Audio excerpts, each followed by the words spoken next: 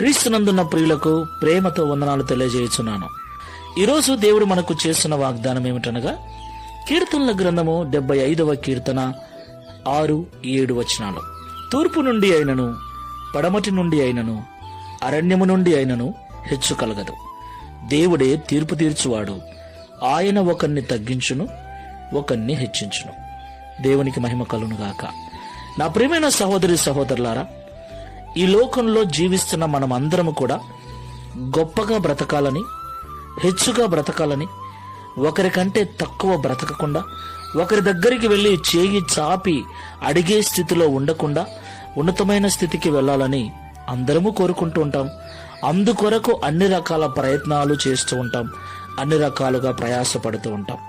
అయితే మనం ఎన్ని ప్రయత్నాలు చేసినా, ఎంత ప్రయాసపడినా మనము హెచ్చుగా జీవించాలి, గొప్పగా జీవించాలి, ఉన్నతమైన స్థితికి వెళ్ళాలి అంటే అది దేవుని వలననే సాధ్యం.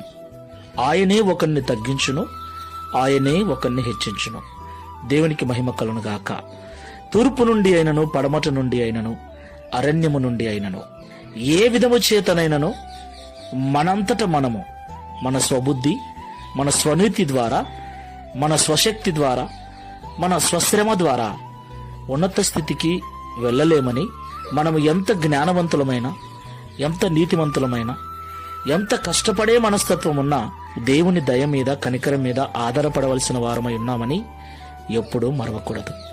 కాబట్టి ఈ మాటలు వింటున్న ప్రియ సహోదరి సహోదరులారా, దేవుడు మనల్ని హెచ్చించినట్లు తగ్గింపు జీవితము కలిగి దేవుని దయా కనికరం మీద ఆధారపడి జీవిద్దాం. ప్రార్థన చేసుకుందాం. మహోన్నతుడైన తండ్రి, మహిమ కలిగిన యేసయ్య, మీకు స్తోత్రాలు. అవును తండ్రి. Download ShareChat.